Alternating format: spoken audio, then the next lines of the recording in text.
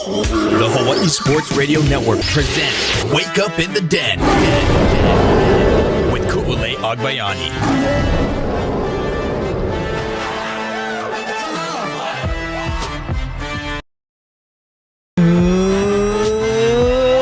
Good morning, beautiful people. It's Wake Up in the Den. I'm Ku'ule Agbayani, now alongside, finally again, Paul Brecht on the Hawaii Sports Radio Network, streaming on hawaiisportsradio.com, the Hawaii Sports Radio live on our YouTube channel every single Monday. Thank you guys so much for hanging out with us and for bearing with us the last week and a half or so while we were doing shows from Las Vegas. We'll get into a little bit of story time. I'll share some photos with all of you as well, especially more so for those that are not actively on social media. So some of the photos I've already shared on our social media channels, but you know what? There's some of you guys that watch our YouTube live and aren't necessarily on social media. So I want to share a little bit about that. But yeah, thank you guys for tuning in. We'll get into some of the World Cup recap. As you can see, I had to wear La Roja in represents World Cup champs, baby. Woo, woo, woo. And I'm just glad I can talk about all the things that I couldn't say before the games were actually played, you know, because I'm a little superstitious like that. And shout out Simone. I'm like, it was like totally a baseball thing because it's like he's had all this incredible like shutout run. And I'm like, if you guys haven't noticed, I never once mentioned the shutout ever on this show. I don't even think I mentioned the shutout and Spain having this win streak, yada, yada, yada. Even like off air, I'm just going to taper my expectations still and just enjoy the game. And boy, what a game it was that we will get to in a little bit. But yeah, how was your weekend, Paul? It's good to be back next to you once again. And thank you. I can thank you in person because I can only imagine what was going on in studio because I'm like, hey, wait, you can't hear us there. Okay, wait, we got to do this. Okay, this. And then, you know, you had your co-host Melly that just wanted to like trying to get to the mic and wanted things to say, but you're like, natural. Hold on, not right now, honey. You can't chime in yet. And then it's just like, exactly. I'm sure there was a lot going on right now. But yeah, again, thank you so much for holding down the fort here. It was my pleasure. A lot of fun. It was a good weekend, a busy weekend. Mel had her first beach trip yesterday, so that was super awesome. Before we go much further, I want to make sure I get this out there. You know, it is my second wedding anniversary. Hey. So, you know, shout out to my one lovely, wonderful wife. 2 years married and, you know, to many, many more. We now have a super fun sidekick who runs around in her sleep, it seems like. But yeah, so happy anniversary to my wife. 2 years. Woo! Ooh, happy it's anniversary. More than one. Yeah. You made it. It's a good day. Yeah, it's a good day. It's a good day. Spain won. It's my anniversary, and Mel went to the beach yesterday. Yay. What more could you possibly want? I and love the sports it. Seasons are essentially here, more or less. It is. We'll get into a lot of sports chat. There's a lot of little nuggets of news here and there. Nothing major that I saw come across the timeline this morning, except, you know, Paul enjoying the updates to the said timeline, of course, with everything going on. But again, we appreciate you guys for tuning in with us, and feel free to chime in on the live YouTube chat as you guys always do, or text us at 808-888-5481, 808-888-5481. So we'll get into the World Cup in just a little bit. We'll get into more so, again, recapping some of the things that happened at Media Day, some of the things that were said. There's a couple of recaps and write-ups at hawaiisportsradio.com if you guys haven't seen it now. And then, yeah, like how Paul said, this is kind of the time when we start rolling into the sports season. We've been telling days, it feels like the official turn of the calendar page when it comes to the sports season. So this is when we start gearing up. I know I have it on my to-do list to start looking at our OIA football schedule and start to plot those out because we work around the UH football schedule. We never do a broadcast that will kind of coincide with UH football, of course. So it's plotting that out, along with there's also UH volleyball, women's volleyball coming up in no time, and women's soccer. So it's a lot. And we are trying to keep up with TV schedule, more updates on Mountain West Plus. So it's going to be a fun time kind of looking ahead at that. And yeah, I'm excited. And it's like I said, little nuggets of news. There was little update in terms of legislation wise out there in your favorite state of New Jersey. Paul. Dirty Jersey. Oi, Jersey. So basically, their legislation is helping the public institution that is Rutgers in the NIL landscape, but I chuckle because, and we'll get into more details because it kind of makes me think about when everything was happening here in Hawaii, and I had mentioned exactly what they do in politics, where it's like, hey, Matt Elliott and UH wanting to be completely transparent and, hey, we need and want the money for this. And clearly people have a problem with that. But how they do it in other states, you ask? Well, let's just earmark it for this and call it this. But somewhere when you take a couple of steps away, it does help NIL, or technically you can move other monies around so that goes to NIL. But nonetheless, you're still getting extra money than you normally do for your institution to help with the competitiveness of your athletics program. So I just had a fun chuckle with that because that was something I brought up back when we were in the thick of things, but covering this past session with UH asking for the $5 million. And lo and behold, it was that number, the $5 million that was given to Rutgers. So we'll get into that a little bit later in the show. But anyways, back again to, I'm just glad to know that you can hear me on, because I did listen back to the podcast and stuff, and I'm like, that's so weird. But in the time, like, you don't really know, and then everything was going like on fine in the system. Yeah. But it also, it was clear enough where you could tell where it was days you could actually get into the system and days that you had to phone in, where it's just, there's a crispness to the microphone that we're glad but to not have only your that, voice but back. when we were live, like the one day we were able to connect, it was really, really soft. And I'm like, man, what is going on? Either way, we'll figure it out. It's just kind of audio in general. If only we could bring like this entire setup to wherever we go, that would be a lot more helpful, because this is the setup that works for us. This setup works beautifully, and it is very, very nice. Every once in a while where it does want to drop out, but that's okay. Other than that, everything sounds great. It does great. So either way, as I say that, I'm like, this looks like it's metering loud. Okay. It seemed fine when I tuned in for the YouTube, but anybody can let us know either way. It's more of the sound. You can't hear the sound on the YouTube. We should move on. I don't know what we're talking about anymore. No, because I'm watching the metering on the sound, and it looked like it was in red too much for the normal listener. I follow. All right, moving on. So Mountain West Media Days, just want to kind of recap that and share a little bit with you guys that maybe are not on social media. So shout out to all of the media members that were out there this past week. Once again, like taking a look at all of us that were in representation. I wish I screenshot that one that was posted by I think a Northern Illinois media member that retweeted my post and said, like, look at all the NIU media members out, because it was just a selfie. But yeah, like, it's pretty incredible that this many Hawaii people traveled. Now, just like we did, you're still going to cover some of the other schools and talk to the other coaches and players, but in general, everybody's out there. I'm glad I'm not the only one that was not wearing green in this photo, so I apologize. But yeah, I kind of you have Coach Timmy Chang is kind of center back there, AD Matt Elliott, and a bunch of other people. You have Sienna should have came in the front with me. Now that I noticed this, it should have been like the two girls in the middle representing, right, amongst all the guys out there. I guess shout out to me, only woman on Radio Row. Not surprising, but we need more of you out there. Baby Melly has a few years to go until she's on Radio Row. She's got a couple. I need to tune a little bit with what her vocabulary is before we put her on live microphones. Officially. Yeah, but I mean, it'll be nice once we get a little more, few more women out there on Radio Row. Again, shout out to Sienna Pilotin and all the other amazing women that do stuff on the TV side.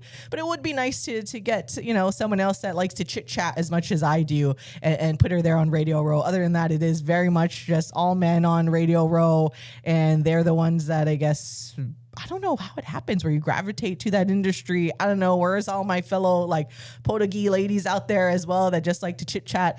It is a lot though when you do have to carry this conversations and do all of these interviews and whatnot. But once again, I just noticed that picture. I'm like, dang it, we should have thought about that. Where have Sienna come to the middle with us, because I just noticed she's kind of towards the back there.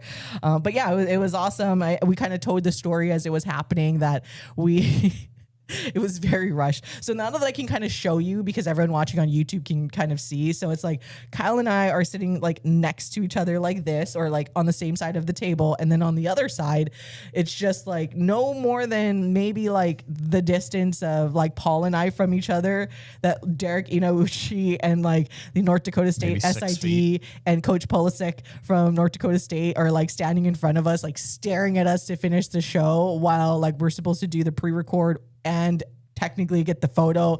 It was just a lot and how that ended, but it was really fun. Some of the other stuff too, speaking of, I know that wasn't planned, but I was going to show the picture to everybody of Chaos. Yeah. That's what it was called. The club in which the Mountain West Network had their live show during media days. And that is the staging. It looked beautiful, dude. Behind the scenes. But yes, the club itself at the Palms was called Chaos. So that's how it looked like. You had club name. K, and with the K, K-A-O-S, Chaos is how it was exactly. So they had Rainbow Warriors all over the screen, even on I guess toward the back, like all over. They switched it to match the schools that they were chatting with on the video boards around the entire place. But that's a look, and in the middle, kind of where the light is, if you guys are watching on YouTube, that is where the stage was. You can kind of see the cameras over there as well. So that is a look at behind the scenes if you were able to watch the live show on the Mountain West Network. And yeah, it's pretty cool. They did a side thing with the players, kind of in one of the booths when they were doing that. They had 2 players on stage, 2 players in the booth. So it was really cool setup. It was kind of like, man, we still kind of miss Circa a little bit, but it was still an awesome time, and the Palms did a good job back there for basketball media days, in which it's going to be. So after kind of talking in like story with everyone, it's a 1-day event for basketball, and they do both men's and women's basketball on the same day. See, I'm good with it just feels like it should be 2 days, but 1 for each. Because I'm cool with just 1 day for because I don't know, you don't need 2 days for basketball for the coaches and for the players and whatever. But I don't know. I want to give both the men and the ladies the respect that they deserve in that sense. But also, it's not my money. So yes. However, after talking to more people, it's probably easier for them too. Not only that, it's just not a lot of people come to cover the women's basketball Mountain West Day. So they're kind of like, let's put it together. And then I think they're swapping. They're going to put maybe easier, I guess. They're going to put the women in the morning and the men because I think they used to do the men in the morning and then the women later, and then people would leave. Yeah. So they're kind of like trying to, and I appreciate the effort to get more people to cover women's basketball, and it'll be kind of fun because we cover women's basketball extensively here. But then when you think about the rest of the conference, you're like, oh yeah, because the Mountain West is very much a men's basketball conference. Like a lot of these schools, it's been a multi-bid league. There's a reason why only one school, UNLV, essentially dominates the regular season in women's basketball, and it's not even a conversation. But when you talk about the men's basketball in the Mountain West, I mean, that's just the kind of league that it's been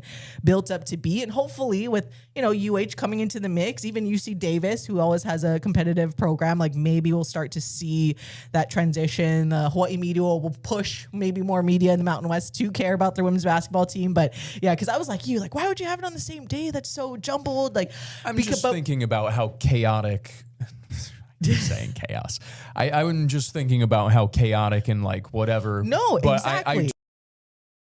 In that breath, I do understand where it makes it just a little bit easier for the media members as well, where I don't know if it necessarily matters as much to the players and coaches. Like either way, you got to go, you got to be there, blah, blah, blah, blah. But for the media members, if it does make it a bit easier or a bit more pragmatic to actually cover both, then it's like then you could build the growth, and in turn, because of this, eventually maybe you can build up to them needing separate media days and yada yada yada. So once you talked it out, I was like, okay, fine. That's fine, how I felt too when I found out more about it, because Hawaii media, anyone that would make the trip. Now, I don't know for sure if I will or we will, just because it's in October and there's so much other stuff going on, as opposed to like with football, it's in the summer. So it's a little bit easier for us to get away. But should basketball have been in the summer, I mean, it would have been a lot, definitely we would go cover. And there was 2 days. We would cover both days. We'd be like the only media people that would be there for like representing both actively, women's and men's probably. And by only media, I don't mean us, Hawaii Sports Radio Network, but whoever went up for Hawaii media would go and cover both. But when I thought about it a little bit more, I'm like, oh yeah, they're in the Mountain West. They don't put a lot. And honestly, in general, like I think that's awesome about Hawaii, and also awesome to what Coach Beeman did is push for more people to care about her team and women's basketball and just as a whole. So the rest of the conference still needs to catch up in terms of the importance and how fun women's basketball is. But yeah, I thought that was interesting after I talked to a couple of people in terms of why it's on both days. And like I said, I don't know for sure, but I guess they might put the women in the morning, the men in the afternoon, evening, because I guess it used to be swapped, but then people would come early, cover the men's, and then they would leave. So either way, like again, I appreciate the Mountain West Conference itself trying to make it so that it's the best way for the women to get at least the most exposure that they possibly can by fitting and working with the media, because not everyone is going to be like Hawaii media and equally cover both. Yeah. So that was pretty cool. So I thought I'd share a little bit of an insight for everybody, because this is the first time that we will experience having a media days for basketball, which is pretty cool. Like whether we're part of it or not, I still think it's neat that they'll still have stuff. Like if we're not there, we can watch the Mountain West Network stuff live. Like just to have this pre-show thing, like leading up to basketball season. Of course, as you guys know, as basketball people here, it'll be pretty exciting. I'm like, wow, there's going to be a media days for basketball now. I had not even considered the fact that we were not media day basketball or basketball media day veterans because you don't really even think about it when you don't have it. But when you do have it, it'll be really, really cool. I'm excited for the experience for the players. Hopefully we get a little bit of personality out of EG, because I know it's in there. I know that guy. It'll be a good time. Also, I just looked and saw the NIU reporter that you said. Oh, yeah. Great tweet. I honestly earned him a follow. I shot him a follow afterwards. I'm like, yep. That is good humor. Also, gonna have to cover NIU people have to follow NIU people anyway, because I want to know about their team. So all right, good shout by you. And it's only football, so at least it'll probably be that one, since they sent up there for football. It'll be the one person you have to follow for NIU. Yeah, that was funny. But anyways, so that was kind of an insight onto we can expect a Mountain West Media Days for men's and women's basketball come October. I think it's towards the ending of October. That is. All right, some of the other stuff, like right after Media Days, I mentioned this. Here's our little behind the scenes of where I was sitting when head coach Timmy Chang joined our friends Tim Murray and Matt Humans on VSiN following his long day of being out at the Palms for Media Days and doing all of the rounds. He capped it off with jumping on there for the VSiN primetime. You can see the Circus Sportsbook in the background. If you guys watch anything on VSiN, you're kind of familiar with what the scenes look like, but I was able to kind of be like tucked in the corner and watch the show live in studio, so to speak. So that was really cool. A shout out to Tim and Matt. They will be out here actually for once again for week 0. I know Stanford, Hawaii is playing away, but I think they're going to come, I want to say like Wednesday, Thursday, and then fly out to the actual Stanford game. At least I know Tim is. And then they're planning to cover something else. But that was really cool that Coach Timmy was able to join them on there and right after. And I got to introduce Tim Murray for the first time to the owner of Circa Resort and Casino, and Derek Stevens. So however, Derek did have to rush off to like the Legacy Club obligation. He did invite us, but one of the people in our party was not dressed accordingly so that we could go to Legacy Club. So we had to declined the Curious who offer. that could be. Person that always likes to wear slippers pretty much anywhere and everywhere that he can. I as somebody who is wearing, I get it wholeheartely. So I'm like, all right. And obviously Timmy was dressed accordingly. I was, because I just came from media days. But yes, our chauffeur in the party did not. That's all right. Have his It's all right. He can proper do whatever attire he for wants. going up to Legacy Club. But it was, at least I got to make that introduction. I also saw Bill 80, who is the owner and I guess creator or co-creator of VSiN, hoping that I can get him on the show as well one of these days. So a little stopover to Circa. I did put in my official bets, as you guys know, got in for the 7.5. So Hawaii 7.5 over the win total. That is what we're going with, everyone. I did get plus money for that. That is what Circa had. Actually, I'll get my sheet real quick. I don't want to sit here and say that that's easy money, because that's probably going too far into say it is an easy bet. But I can't say that I wouldn't jump all over that as well if I was there, because I feel pretty good about the path to 8 victories for Hawaii football. One way or another, I'll be honest, I feel good about them getting more than 8 victories, but I feel good about the path to getting to at least 8. So I am a big fan of that for you. And that plus money is, that's nice. That'll be a nice little Christmas present for you. Yeah, so I grabbed it. And now we know that these odds, they're probably already changed at this point, but I did snag just because it'll be interesting to look Those back are fun. as the time goes around. We'll have this in the studio. So these are like the futures market sheets from Circa. We have the college football one and the NFL futures sheets of everything from the national championship for CFP, Heisman, obviously win totals, NFL futures here. Maybe we'll talk about this in hour number 2, because I thought about it, but I didn't do it. Like sprinkle a little bit on the Bears win total. So we'll take a look at as it stands right now. I should highlight it so that when the season comes along, I couldn't even that's do why. It. In just good faith, I couldn't do it. Oh, there's a lot of Jets jokes to say when we get to the World Cup conversation, as you know. Oh, there's a college basketball futures on here that I didn't notice that was in there, and a college basketball futures. I'll take a look at that. Yeah, let's see. I totally forgot what my ticket was for the. So I got to look at this real quick for the win total for Hawaii. Let's see. But this is for 7.5. You said. Yeah, but I am trying to look at what the odds were. Oh yeah, plus 115. Hey, plus money. Plus money, honey. Also just easy. For Hawaii. Once again, I'm not going to sit here and legitimately say, oh, easy 8 wins, because you got to go. And that was kind of the theme, if we want to actually get into it, for media days for Hawaii football throughout the entire thing, where they discussed it's great to get the preseason recognition. It's very cool that like people are, instead of being like, oh, it's Hawaii, now that maybe they're circling, oh, we got to get this one, or hey, it's Hawaii, we've got to bring our A game and whatever. I don't know, man. I look at this squad and barring injuries, you feel pretty good about what Timmy Chang and company have done in building out the roster to bring in high-level players, guys who are going to continuously improve throughout the season as it goes on. That you bring back so many players from last year's squad that got a taste of success. Because I'm going to say this. Last year was, by outside accounts, incredibly successful. I don't know if they might look at it as like kind of a successful year, but Micah even said it where they thought that they had a Mountain West championship level squad last year. They thought that they could compete and try and get into that game, and they ultimately fell short.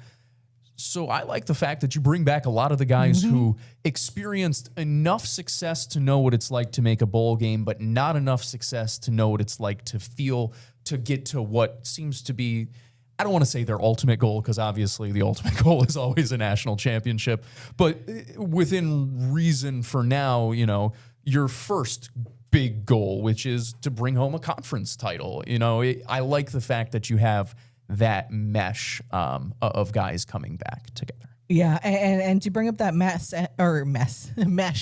and add on to your point, similar to what, or going back to what Elijah Palmer had said during our interview, where because he was part of the 5-win season, he missed the Timmy Chang's first year with the 3-win season, but he was talking about how just looking back and, maybe they weren't ready to handle that type of success that first year. But now that it was kind of like the gradual and Timmy and the staff kind of tweaking certain like disciplinary things, right? Like all of those players were part of that and were able to see the success and what it takes and where they came from. So then when you do bring in new players, those players can share like, hey, this is where we came from. And then, you mesh those two just mentalities together. And so you have these veteran players, like all of them that were there at media days, except for Mike Alejado, who's still essentially like the baby, but he is very much, everyone says he is this leader, even though at his young age, everyone looks up to him and respects him, even though he is the biggest smack talker, admittedly so. We have that video up on our YouTube channel as well, where he's like, he admitted, like, I asked him, who's the biggest smack talker? And he's like, it might be me. I'm like, you know what? I'm glad you admit it, because then I started the question. I left it out of the video, but I started it with, hey, remember that time when we were watching the basketball? And because we were just talking, I was like, you're a big smack talker, Micah, but in practice, like, who's the biggest smack talker on the team? And then that's when, like I said, he paused and he's like, shoot, it might be me. I would say that it's Micah. Just from watching from not afar, because I have a little bit closer of a view, but the guy, he's not shy. I'll say that. No. He's not shy about letting you know what he's thinking about. Not at all. And just finishing up my point on the whole 8 wins things now, because I actually brought up the schedule. The way I think about it is kind of similar to how I used to think about scoring, where it's like averaging 16 points per game is hard, right? That's in high school. You're like, man, that's a lot of points to ask somebody to average, or 20 points. Let's set it at 20 points. But if you break it up, well, you play quarters, so then you just need 5 points per quarter. That's 2 layups and 1 for 2 on free throws. That's doable. Yeah, that's doable. You can do that. And when it comes to the 8 wins, I look at the Hawaii schedule and I kind of break it up. It's like, all right, I'm not asking you to be perfect. I'm not saying you got to, score 10 points per quarter and, you got to average 40 for me. But I sit here and I look at the schedule and it's like, all right, can you win 2 out of every 3 games? Because you split it, they play 12 games. You split it up into little 3-game pods. You split it up in quarters, right? Stanford, UNLV, New Mexico State. Telling me you can't win 2 out of 3 of those games? I think 3 out of 3 would be hard. I'm not going to sit here and say that that's impossible, but I also understand that would be difficult. But I think 2 out of 3 is absolutely fair. You go in the next one, Wyoming, San Jose State, Arizona State. Sounds like 2 out of 3 you could win once again there as well. You can once again 3 like it's never off the table. But you pick up what I'm putting down: New Mexico, Northern Illinois, UTEP. North Dakota State, Nevada, Sac State. Like, you feel, if you break it up into that, you feel really good. And they do a really nice job, and they've done a nice job in previous seasons. It seemed like kind of breaking up their seasons where, all right, that part's done now. We can't get that back. Or that part's great. Glad we've done it. Doesn't matter now as we go forward. And that's why I sit here and I think about it with this team where, 8 wins. God, 8 wins. It feels like an easy bet.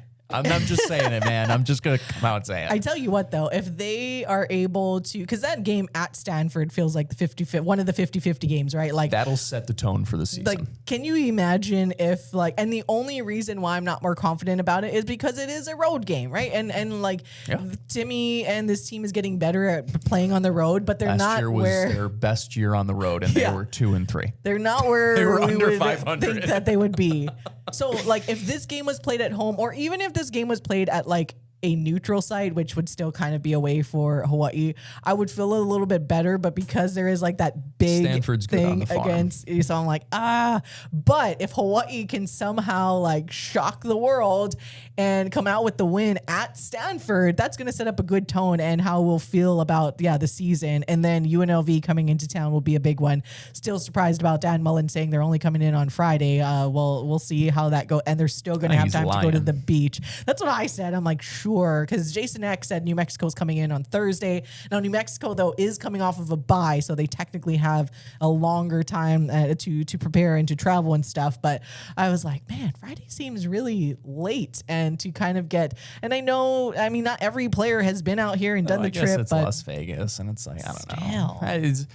Maybe he's not lying. Maybe he is. But the only one thing will tell, and that is time. Yeah, so. And we will see what happens when it's game time in week 2. Well, I guess week 1, officially week 1, but the second game of the season for Hawaii. But yeah, that was one thing that I bet on with the over 7.5 win total. That was at circa at plus 115.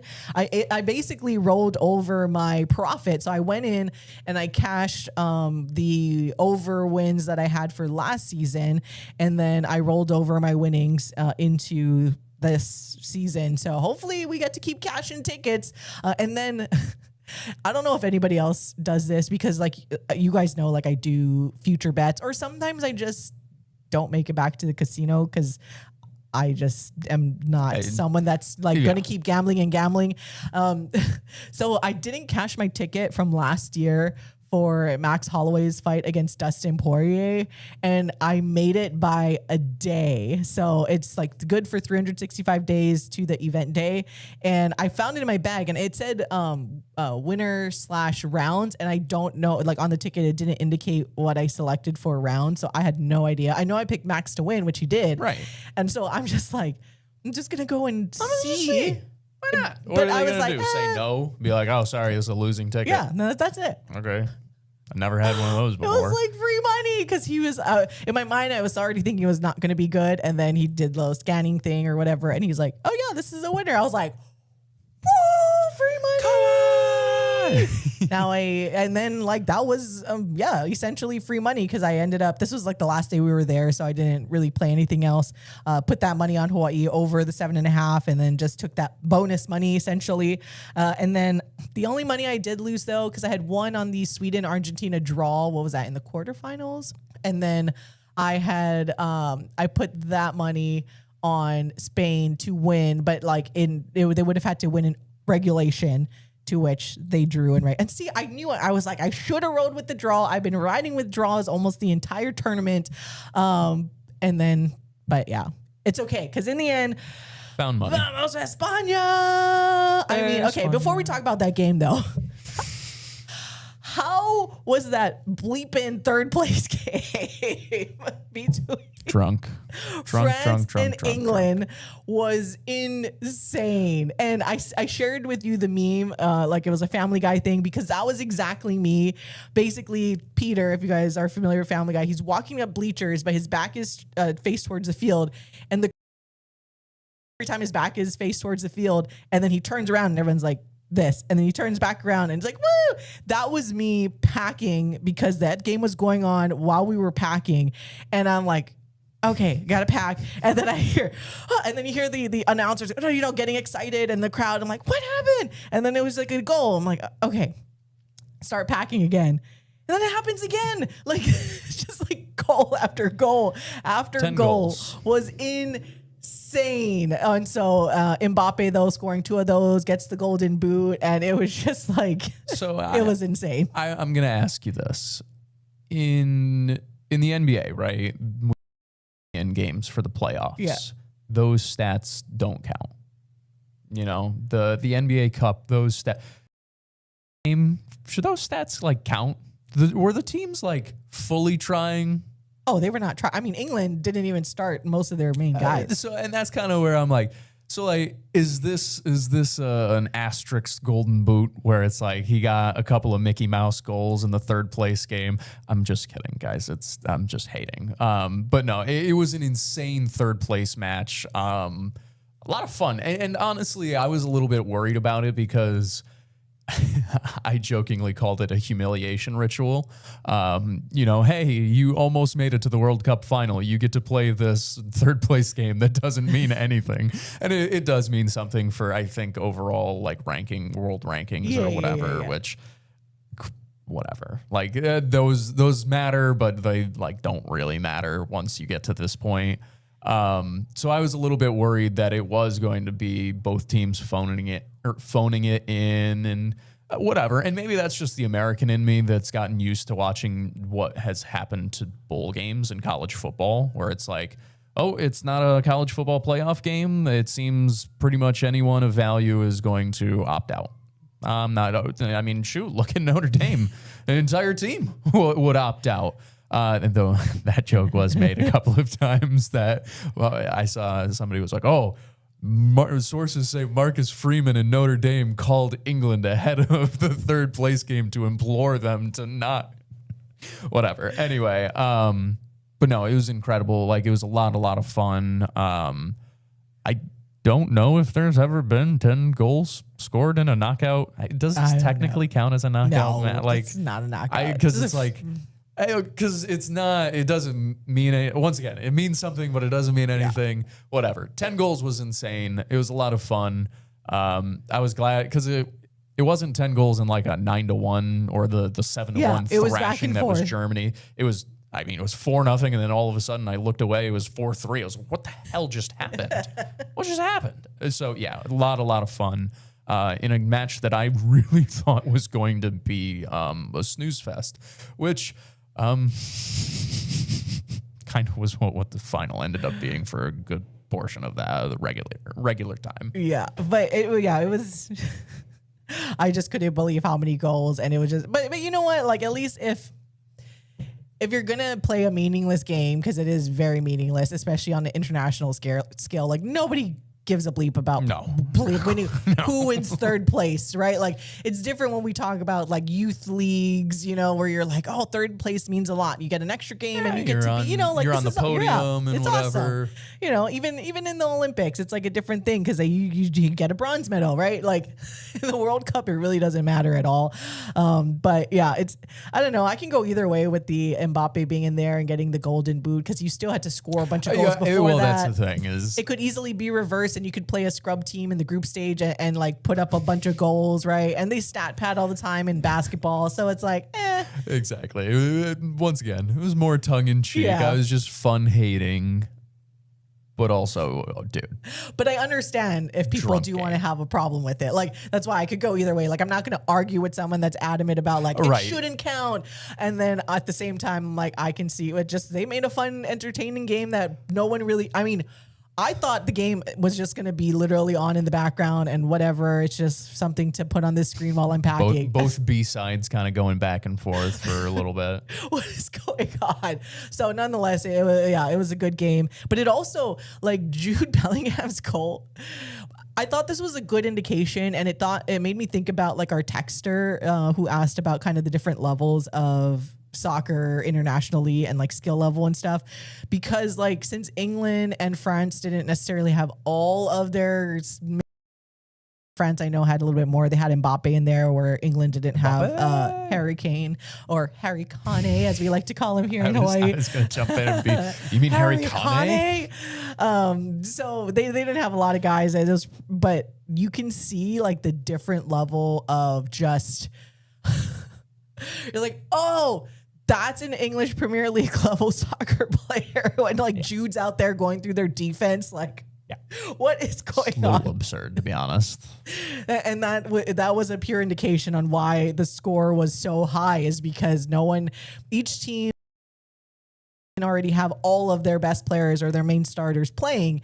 And two, even if you had all of the starters, and I mentioned this before, not every starter on each team plays for the highest level of international soccer. And so you just kind of have to think about that. And someone that like pretty much all my life, or even basketball, how sometimes even if you just watch a game, you can almost tell when someone is like different, right? They just stand out. But I hope that kind of was an indication to people who don't really watch as much, as like, oh, wow. So that was pretty much the difference in why you don't get heavily contested like the World Cup final game that isn't high scoring, because you have the best of the best. So you have your best defense going against your best offense, and you're going to cancel out each other. Now I know, moving on now to that World Cup final, Spain just barely beating Argentina 1-0, even though it was pure domination by La Roja. And did Argentina know you're supposed to shoot Yeah, did they know you're supposed to try to get a goal before you go into extra time and before the other team scores on you first? You're supposed to play to go towards the net and then shoot the ball. I know Argentina doesn't have this long, rich history of soccer, so I'll explain it to them because as an American, I know so much more about soccer. You're supposed to take that round ball and kick it towards the frame that has a net in the back with a guy in the jersey standing in front, throwing his hands around all crazy.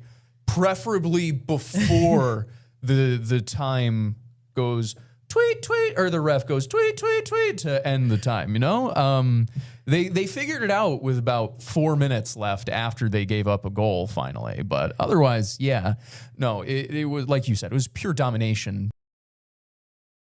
Pretty much start to finish. And that's not to say that Argentina didn't have moments and didn't have flashes here and there, because they absolutely did. And I have the texts to prove it that, even a couple of Spain fans might have been. But nonetheless, it just felt more as though when, not if, Spain scored. It just felt at some point the door was going to come down. And not because of the goalkeeper for Argentina, who was phenomenal. He was really good. I mean, outstanding. But also, as a goalkeeper who has been peppered with shots before, you could be having the game of your life, the day of your life. At some point, it's just the law of averages, and the numbers eventually get to you. Too many chances are eventually, one of them's going to go on in. Well, and then not only that, the one that goes in is a guy who World Cup goal this year, or this World Cup. Hell of a time for it.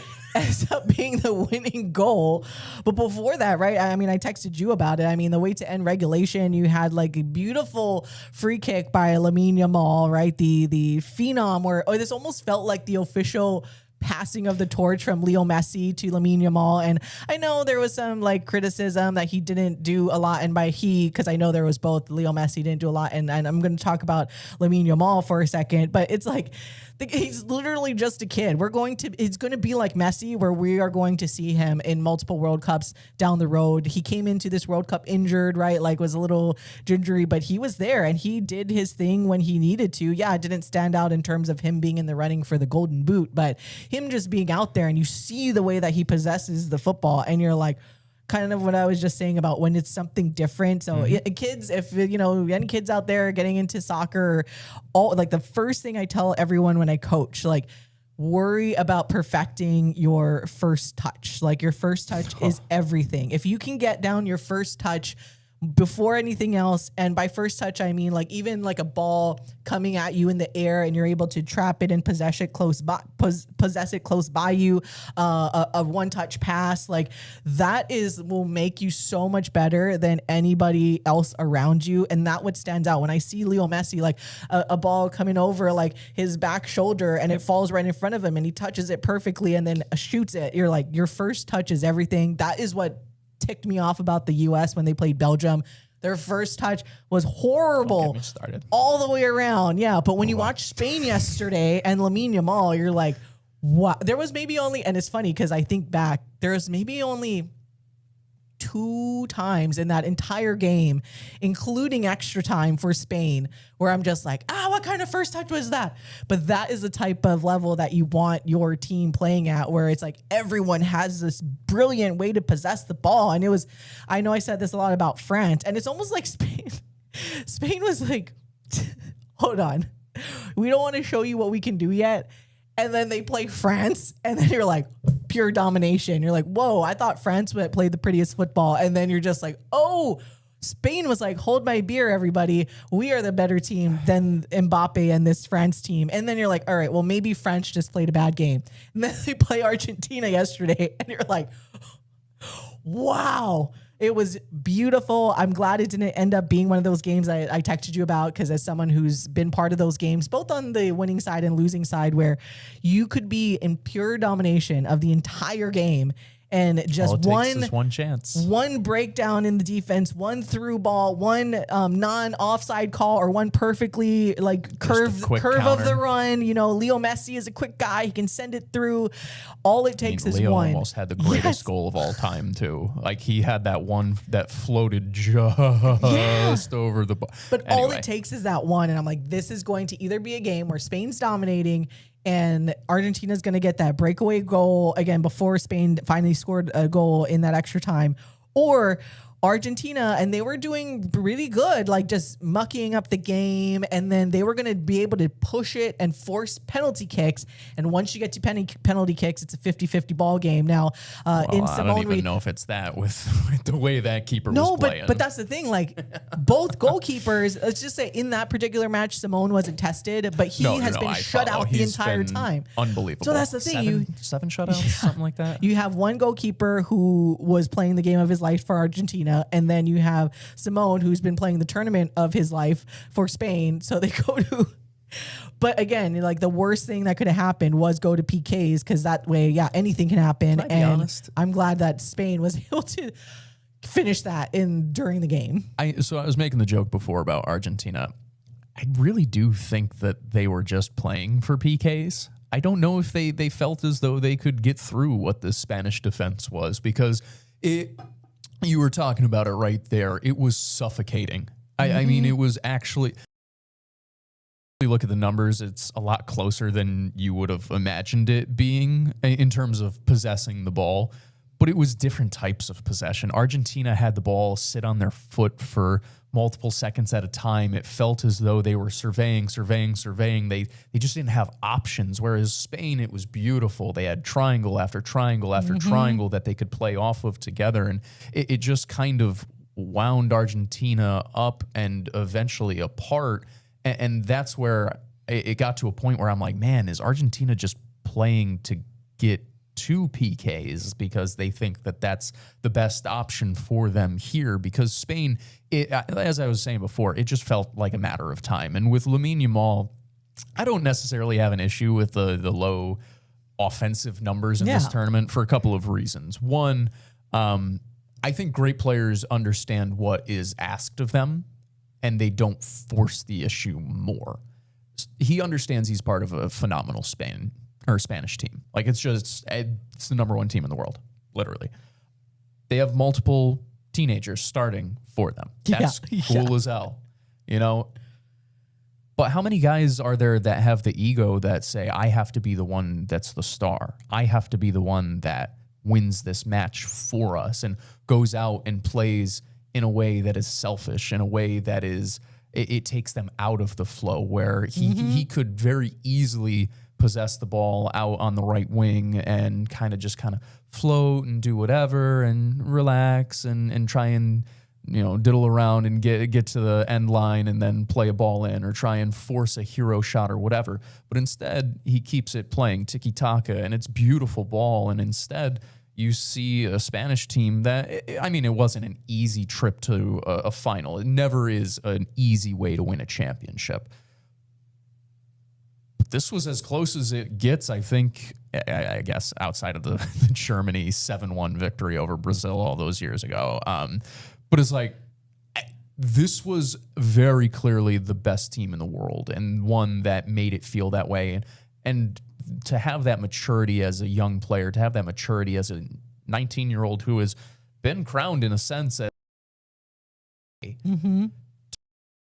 to be able to just play is a big reason why Spain was able to win it. And like you said, he's going to have many, many, many more opportunities to put up incredible numbers. But you don't always get many, many, many opportunities to win a World Cup. That, I mean, look no further than Cristiano Ronaldo, who many are going to look at as one of the greatest to ever play the sport. He never even sniffed a World Cup final. I mean, it wasn't even close. These opportunities just don't come around all that often. And he's also super likable, so I was really happy for Lamine Yamal just in that sense. Plus, I love his little Oh yeah, his think little brother, so his funny. little brother was like the star of the show. He's so cute, and they have like all of these like videos together of them dancing. It was awesome, and yeah, like to add on or give a little more backstory to, in case people aren't familiar with the passing of the torch with Leo Messi and Lamine Yamal, is Lamine Yamal's mom won like a UNICEF contest back in the day when he Charity was raffle or when, whatever. yeah, when he was like a baby, and it was you won a photo shoot with Leo Messi when Leo Messi was like a teenager at that time, and so literally these photos went viral of Leo and a baby, like wrapped baby Lamine Yamal, and then now for them to meet in the World Cup final, that will be Leo Messi's final World Cup, and it's Lamine Yamal's first World Cup of likely many World Cups. Like, oh my, getting chicken skin. It's just like odds in the soccer world just coming together, and it's like, all right, because again, Leo I mean, Messi. it was the encapsulation of it all. Leo Messi essentially balances that Argentina team, because if Argentina, they would be the most hated team ever. But They're Leo more or Messi, less, Uruguay? yeah. Uruguay with Leo Messi and a pretty good keeper. But Messi is like so likable as a superstar, the soccer player, the best in the world. He is just has such a likable personality, as opposed to Cristiano Ronaldo, who you could go either way, right? Like Leo Messi is just entirely likable. Like you just cannot hate on the guy. He's just Leo. He's good, and he's good at soccer. He's a good family man. Like he's just all around good guy. And that's what it seems like Lamine Yamal is going to be, because he's already proven he's to be awesome. unselfish, has fun with his little brother, and just comes from humble beginnings too. If you guys, this is another interesting story with Lamine Yamal. So his name is actually like, it comes from two people who helped his parents with their rent before, like right before he was born. His actually, again, young parents had him when they were like teenagers as well. 15 and 16. So they were struggling with their rent, and I think it was like their neighbors or something were Lamine and Yamal were their neighbors who helped his family financially, and this is how they repay those people. And I'm like, that is such an incredible story that they named their son and that's what he wears on his jersey, right? Like Yamal's not his last name per se. It's like that's their dedication to those two people that helped his struggling parents when they were teenagers to just pay their rent, which was awesome. And then when he does score a goal, he basically does the numbers. I think of like the zip code or something that where he lives in dedication to that. It's all around. I'm like, man, what true like testament, and shout out to the parents for showing their appreciation. I'm sure when they named their son what they did back then, even their neighbors or whoever that helped him were like, oh, that's really sweet. Super cute. Appreciate that. Now it's like Never could have imagined all this. over the place. No, I said it was an encapsulation though, because honestly, it was a perfect final, because I almost felt that this entire tournament was the turning of a page or the passing of a torch in a sense, where not just potentially Leo Messi's final World Cup, but we talk about Cristiano Ronaldo and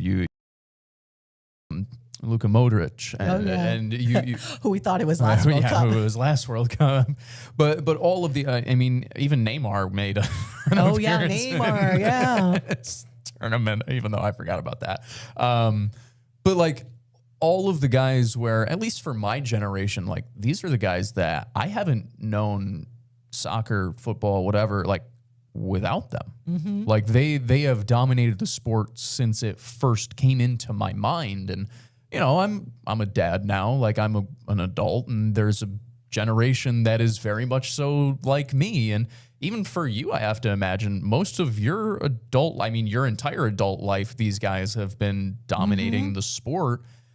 And now at the same time-ish, feels like most of them are going, or at least by the time we get to the next World Cup, feels like most of them will have turned the page to their next chapter. And it means you need people to take over the mantle. And while it's great to have a guy like, you know, a Kylian Mbappe or Ousmane Dembele, and you go down the list and whatever, and you could talk. But it's cool to see the Lamine Yamal where everybody is talking. This is like a young man who close to Barca's heart, you know, to have him with the greatest player in Barca history play against each other in the final. All of it's poetic. I say this a lot, but it's something that I truly, truly feel where when you take the moments and you take the time to actually step back and appreciate the story writing that is sports in a lot of ways, it's something that the universe cooks up things that Hollywood could never even dream of. You could have told me all 18 years ago, whatever, that this would have happened and whatever. And I would have been like, it's just, it is very, very cool. It's cool for the sport. And I thought the entire tournament kind of felt like a turning of the page from that generation of football, that generation of soccer, whatever, to now what is going to be a new one. And we've gone through this in other sports, don't get me wrong. Yeah. But it was a really cool one to see where, this was even more than Patrick Mahomes, Tom Brady matchup or whatever it is. Yeah. Like it's another level on top of that. I don't know. I find it cool. I think especially because once again, you add in the fact that they have photos together when because he what was are a the chances? baby. What are we They talking won about a here? contest or a raffle. Like it's And then the chances for that baby being as great of a soccer player that he is, you're like, whoa. Well, let's just start here. The chance of that baby being good enough to be a professional soccer player, regardless of level, like whatever, just good enough to be a pro soccer player. Whoa, that minuscule chance for him to be great enough to then play for his country. Even smaller chance for him to play for the same club that guy. Oh God, dude, it's just and to be that good to play for one of the best clubs in the world. Like that's the crazy thing. He is the 0.1% of the 0.1% of the 0.1%. I remember Steven Tsai interviewed me way back in the day when I first was on Sports Talk Radio and was like, well, why do you like sports? And I tell people this all the time. It's like, I think because I'm a girl is why I love sports, right? It's so weird. It's not as weird anymore, but it was so rare that someone like a girl was so into sports. And I would always say it's the ultimate reality show, everybody. Of course I'm going to love sports. And you said it right there that it's poetic. Like I'm a girly girl. I love the story. No, I'm not a girly girl, but I have girly girl, characteristics when I think about I love the drama, I love the poetry, I love all of the storylines that can go into it, and it's not just unscripted, except for I guess Spain ruined the script for Argentina to win it all, but from that tweet from 4 years the ago, NFL is scripted, so can we script the Jets to win a Super Bowl in my lifetime then, please? Jeez, I'm crow. Who do I have to talk to make this happen? But it is the ultimate reality TV, as that sports are. You don't know what's going to happen. You don't know when things are going to kind of come to fruition like this without anybody knowing. When you have a Leo Messi holding a baby Lamine Yamal, and then they meet in the World Cup final, and then it's like, woo, glory, the passing of the torch because Spain wins, and it's just like everything is going. Another one of those raffles for Lamine Yamal now. I'm tossing my name in there as many times as humanly possible. Well, and then the photo shoot itself had to there was a bath, so it's almost like you're baptizing. It's so funny. The whole thing is just you're like, wait a minute, this is just too real. This gets used too much now, but it is one of those things. The first time that I saw it, I was just like, is this AI? Everybody thought that. I thought that feels too. like this is AI. Or I didn't think it was AI. I just thought people were making up that was Lamine Yamal. I was they're just saying that this baby is him. Up, man. Whatever. Okay. I really brushed it off. I didn't retweet it because we've been faked out on Twitter before. And I'm like, this is funny. And the more and more information that came out, I'm like, wait, that is actually Lamine Yamal. That's what is going on? Yeah, because I didn't necessarily think it was AI. My initial thought was that wasn't Lamine Yamal. That's just someone is just saying that it is, and it's not. So the reason I say it was AI, it was because I didn't see the bathtub picture for. There's other pictures of the photo, and I'm just like, guys, shut up. Shut up. I'm not doing this. This was at the start of the World Cup. I'm like, shut up, guys. I'm not doing this. And then I actually talked to my soccer, very, very heavy soccer friends. They're just like, This is a very famous picture, dude. I was like, what? Anyway. Pretty awesome, though. I need to go get another. I wonder Yeah, if you they'll let me gotta- do it. I got to add another star to this Spanish jersey now that they got 2. Woohoo! Shout out to the 2010 team and my favorite players, David Villa and Sergio Ramos, that were in attendance there. And they kept showing them as well that David Villa was like the top scorer. I know Yazabal like was kind to kind of match David Villa, but then he got taken out. So had he scored, it would have been another record. But yeah, every time they show him on the screen, I feel like we'll just get annoyed because anytime they showed that Spanish team from 2010, that and I'm like, oh, I'm like the Leo meme. I'm like, oh, there they are. Oh, there they are again. It's just like the ultimate team. Again, I told you guys I would stay up till like 3-4 in the morning or wake up therefore to watch them play in that World Cup when Spain won. So yeah, I got to go get my jersey update. I wonder if they do, but this isn't like the sewn on one. It's like I don't know. I got to go get another star on that jersey, but Sounds like you got to cool. buy another jersey. It does with the other star on it. Are they still Adidas?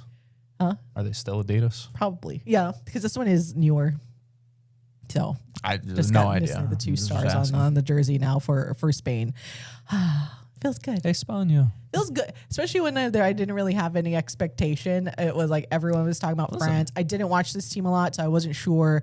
And then in the group stage, they didn't look like they looked good, obviously, Right, but it was kind of like eh. fine. And then that's where I'm saying, I'm like, oh, they waited to turn it on as they went further in the tournament because that domination over France was just like, what? Yeah. La Roja, where have you been all my life? All I'll say is this. I'm personally glad they won because they won me multiple of my bracket or my multiple groups or whatever. We did like the March Madness except for the World Cup. I won versus my friends and I won versus other Hawaii media people here. So thank you. So we're both winners with Spain. La Woohoo! Roja, Viva España. I love it. I love it. That's Go Spain. perfect. Go Spain. They're already the favorites, and at least the early favorites in DraftKings. I think when I saw it, it was plus 450 favorite for next year. Once again, Lamine Yamal especially, and a lot of their, what was it, like 2 other starters are only going to be in their early 20s when the next World Cup rolls along. 23 or whatever. Yazabal, I think, is only going to be like 33, so he's still in his prime age there because I think he's 29 now. Yeah, so it's like they're still very much going to be. Well, I mean, I'm not sure how old Simone's going to be, but when we saw the Cape Verde keeper play like that at 40, I'm sure they'll figure something out. It's tough for them because the U.S. is coming. 2030 is our year.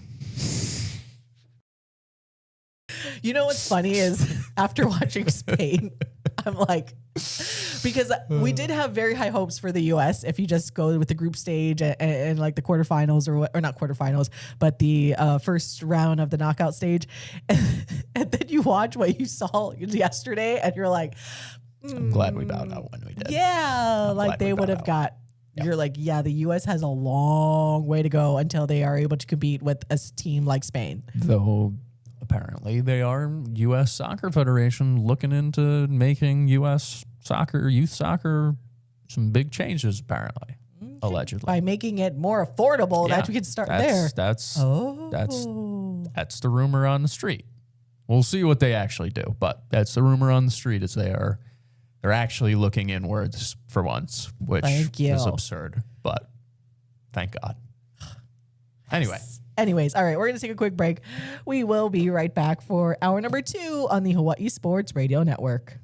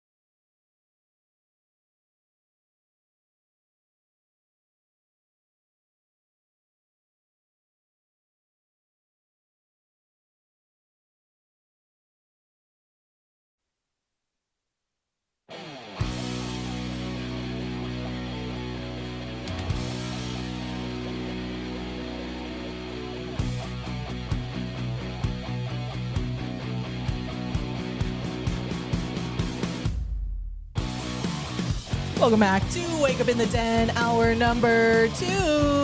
I'm Ku'ule Agbayani alongside Paul Brecht on the Hawaii Sports Radio Network, streaming on Hawaii Sports Radio via the Hawaii Sports Radio Network app and streaming live on our YouTube channel as we do every single Monday. But we will actually expand our YouTube offering to every Monday, Wednesday, and Friday starting in August. So we heard your calls for wanting to have more YouTube shows throughout the week, and especially when everything starts up again and the busy season is here. We will have 3 shows a week on YouTube.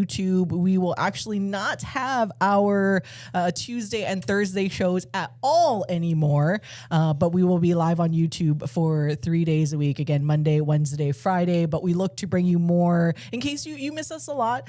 We are planning to at least bring more other digital offerings on our YouTube channel and social media on those Tuesdays and Thursdays, so that, you don't have to go a full day without us. But yeah, we will effort coming live to you guys 3 days a week now starting in August, and hopefully maybe be able to do some live from fall camp for Hawaii football. We won't be able to actually show you any of the football or practice footage, but in the event you guys can just see us burning in the sun or something, covering football. It'll still be fun. As fall camp starts next week, Wednesday, July 29th, football season is here, getting you geared up for kickoff. Again, Media Days was just last week. I think they have their tailgate with Timmy at Ruby Tuesdays this week.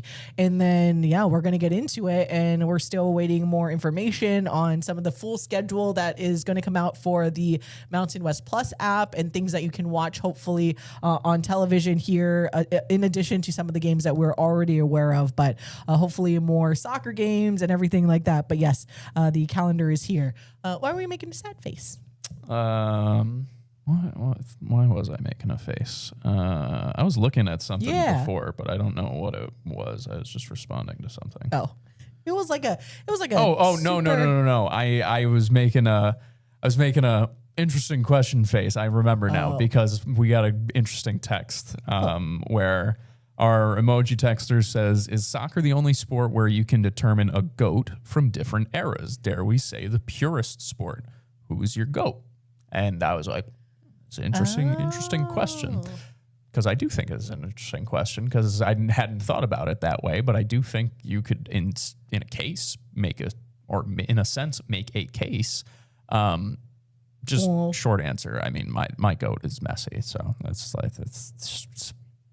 who it is for me. It's not his Argentinian brethren and Maradona. No, Messi's 5'7". Maradona's tiny too, and not roided up and coked up. Whoa. So it might be if you play. Sorry, makes me think about the 85 Bears. The fact that the 85 Bears could play that well, even though they were partying all the time, I'm like, you know what? Maybe that's more impressive. PED. Just like how there was speculation on whether or not Jordan actually had the flu or he was hungover, and I'm like, either way, I'm like, you know what? If he was hungover, that might actually be more difficult to play as good as he did in the flu game. Non-PED Leo Messi is my GOAT. that is the answer to the question. I'll hear that's a different era. This is the question here. Totally different era. But they're asking if soccer is the only sport. So I am someone that actually, I'm someone that actually does differentiate. Like when I do I talked about it when Michael was filling in on the show with you, where when we would talk about like the top 5 greatest basketball players of all time, like for me personally, I don't even put in like Magic and Bird, because I didn't watch them play. Like I only go by my actual top 5 players that I've ever seen, because I watched them and I can see how I didn't go back and watch a bajillion games that Magic and Bird did.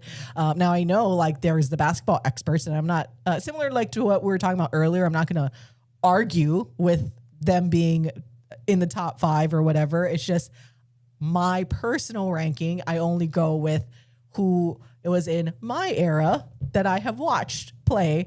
And then when it comes to overall, should be the different eras, just because the level of play changes between everyone. But I think when it comes to soccer, I think it's a little bit of both because Pele is still helmed as like the greatest of all time. Honestly, everyone's gonna. I don't think you can take away from that. Yeah, everyone learns about Pele. Everyone talks about Pele, and then if anything, there is like the Pele Maradona because they're kind of like in that previous era. I just think maybe Messi because soccer isn't as popular especially in the U.S. That it feels like we only talk about this era, but I feel like the popularity of soccer only kind of gained traction in this current era. And with Messi and Cristiano Ronaldo, them going back and forth between who is the greatest. But yeah, I just think it's not as mainstream as some of the other sports where you kind of put everyone. And there's no American players that are ever in the greatest of all time conversation. So nor should there be. It's not like I think it's just more of a matter of sport and the interest. I'm sure if we go to like a European country, they will get a list of their GOATs and it'll differ. And it'll be more of the argument how we have here for basketball or football in terms of the GOAT status. And it's just a little different. But I personally like to do lists according to different eras and your GOATs of each era because it does change. And yeah, but I understand that that's not how everybody else does it. I don't know. I'll hear Pele. Pele and Messi are the two. Those are the two that I will hear out for soccer. Everybody else is just kind of like a tier below for me. And that's fine. Like there's nothing wrong with that. We're talking about two gods, like literal gods of the sport. That's how it is. Also, Maradona got away with a red card. His hand of God. Yeah, his most famous play should have been a red card. If we had VAR back then, his most famous play gets him kicked out. Oh gosh, speaking of, I should tell the people about that. Like I texted you and I'm like, it's funny how the first game of the World Cup that I watched with USA and Paraguay, I was like, man, I miss watching soccer. This is so fun. I missed it so much. And then yesterday, because there was all like there was that ticky-tack foul where the Spanish defender stepped on, the Spanish forward, I think it was Oyazabal actually, he stepped on, incidentally, like the Argentinian player was behind him and stepped on his foot, and then how they do the theatrics and they fall on the ground, that was like a penalty. People step on your foot all the time, but then it was called and Spain could have had a goal then. And like I texted Paul, like I know it's a penalty, but yesterday, I was also reminded about why I stopped watching soccer. And it's very similar to why the rest of the U.S., like, it gets really annoying because top-level soccer, when they're not crying, is so fun and beautiful to watch. But then you throw in the theatrics and then you throw in the ticky-tack calls that are not even, like, incidental and you'll get called for it. And then I'm like, now I remember why I hate watching soccer because it gets frustrating when they're like, especially when they, the funniest, because it happened yesterday too. Almost everything you could imagine happened in the game yesterday. Double yellow, like all of this, like. Thank God. I saw a funny meme. Enzo, oh my God. No. Where like the Enzo tackle or the Spanish thing went flying, they compared it to like the Buffalo. Exactly. I mean, it more or less was the exact same thing. And Buddy had enough the gall to go to the ref and say, no. Enzo Fernandez should have gotten like 33 red cards throughout this entire tournament. That's smug. Also, did you see what's his name? Paredes got a red card after the final whistle for. Oh yeah, good. He started it. I was more just happy that they did actually hand one out because I was worried. I'm like, I mean, because all right. I do want to take a moment and take a step back and talk about this for a second because I did find that gross. I mean, I tweeted about it when it was, what was it, Paraguay, Uruguay. Another country did a very similar thing where it was like they were very clearly outclassed. So instead of playing actual soccer, they just made it into a rugby match, and they tried to more or less they tried to bait Spain into losing their cool, you know, or more or less injuring people. Yeah. And that I will never respect that. I just find that to be total cowardice. And that was my issue with Argentina. And a big part of this match was like, I understand being outclassed. I understand it being a frustrating day. I understand having to muck up the game. I totally get that. But there is a level to it, similar to what we hate about basketball, right? Yeah. Where it's like there is a point where you are trying to push the rules too far. And there is a point where I'm like, okay, you are no longer playing with respect to the sport. You are being, you're dirty. And more or less, that is what the majority of the Argentinian team was throughout. And that's why I feel bad, because I look at the incredible performance that their keeper put on. And that's like, and listen, I'm not going to sit here and say that he is not an irritant at times to other teams as well. Like, that's just kind of sports in general. But like, he at least has the ability for a reason. The rest of it was just, it was ridiculous to me. And I thought it was ridiculous the amount that they had gotten away with throughout the tournament to begin with. I thought it was ridiculous the amount that they got away with throughout the knockout rounds. And I thought the official did a phenomenal job yesterday, because those types of games, as somebody who has officiated before, even like just clubs, like high school club games, heated games can get really dangerous really fast if you don't keep control as an official. And also those games can have a lot of falling and flailing and flopping. And you have to be able to differentiate between, all right, who's taking a dive and who is being legitimately dirty right now and whatever. And sometimes it legitimately flip-flops in the moment. And I thought the official had a phenomenal grasp on the game from start to finish. Allowing the teams to battle, allowing them to foul each other, but not being too quick on the gun with a yellow card, not being too quick to hand out cards. But when it got to that point, they did start to fly out when it needed to. So I thought I am especially difficult on officials, because I think that they should do their job. He did his job and then some yesterday. I thought he was outstanding. Yeah, I'm glad that the storyline is not about the officiating. I thought the game was called very fair. Let enough go where it wasn't like disrupting the flow of the game. And it's so funny though, in real time when I'm watching the game, that Enzo tackle, I like didn't, in a way I almost didn't think it was, because I thought in real time, again, I thought he might have gotten ball. And I remember, I don't know if that's ever happened to you, but I remember flipping over someone that just went in for a hard tackle, and then you just, your momentum takes you over. And I've done the whole like fly over, and then you kind of do like a volleyball roll, and then you're like, shoot, and then you have to get up and get going because it's not a penalty if the tackle came in. But then when they showed the replay, I was like, oh no, he ran through and he didn't get any part of the ball.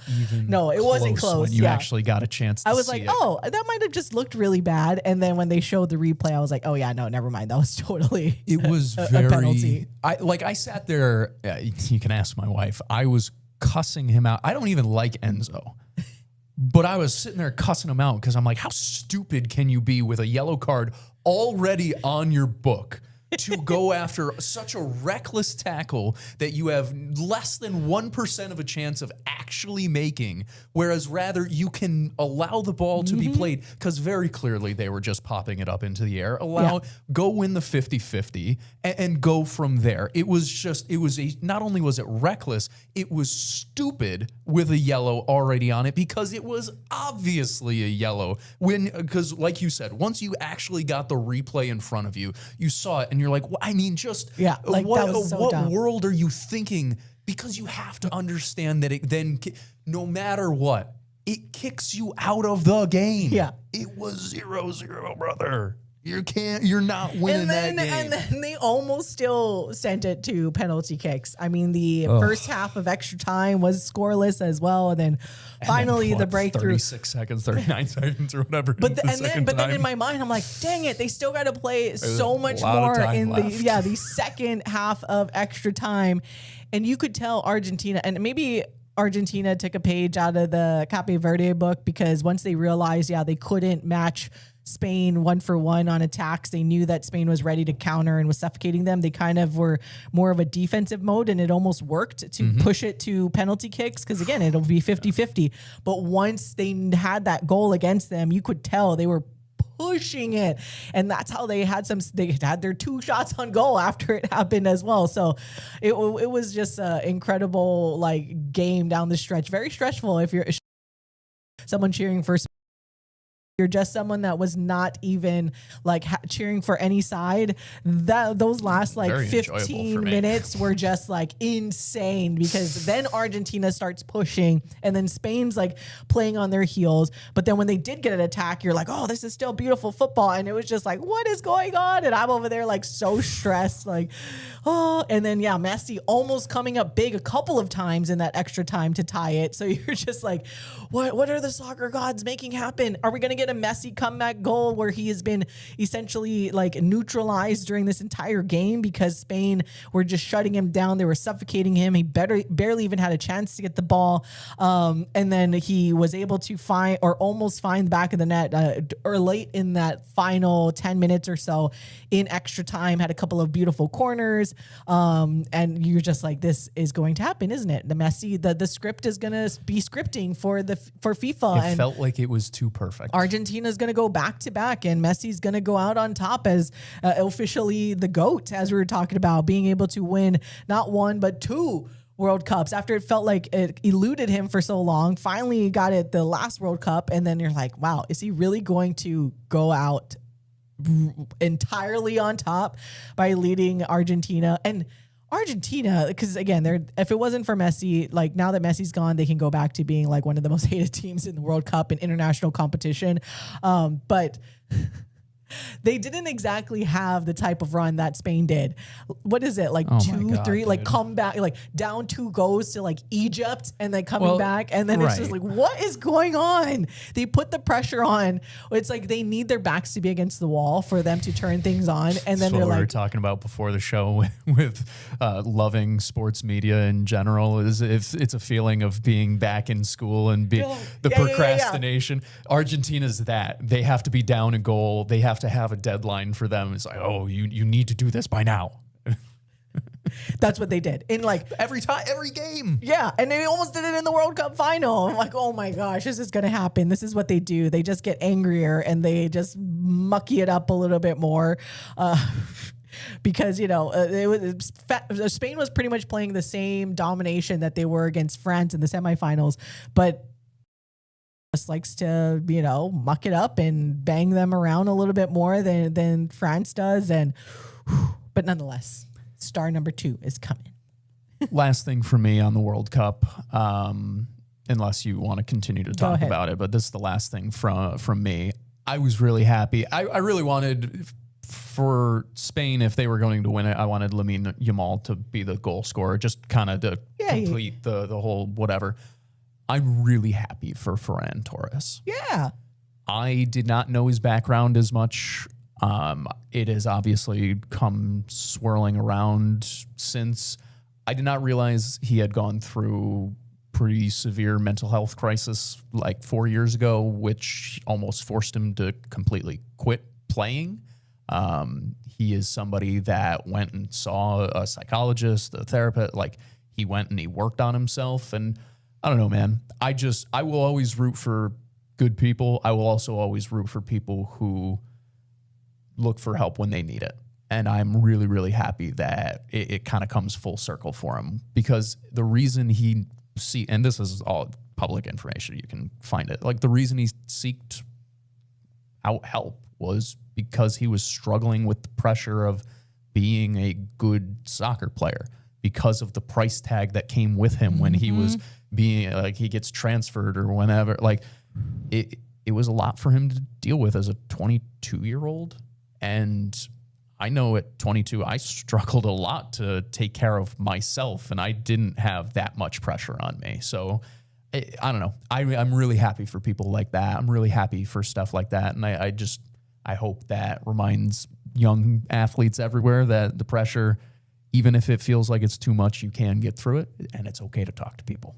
He kicked the bleep out of that flag. That's for sure. I would have too. And I would have too. I was worried he was going to hurt himself, but then I watched back the kick, and he used great form. As a former martial artist, he used great form to protect his. Hey, that's letting all of that. I mean, beautiful assist by Nico Williams, a little header to go backwards there to Torres, and just an awesome finish right inside of the left foot to find the back of the net, and then goal goes in. But you know what's funny is, like, I thought, like when I'm watching it in real time, I thought I heard a whistle right after just right PTSD. after Nico Williams like had exactly reaction to the goal was delayed because I thought I heard a whistle. It goes, and I'm like, and then they kept celebrating.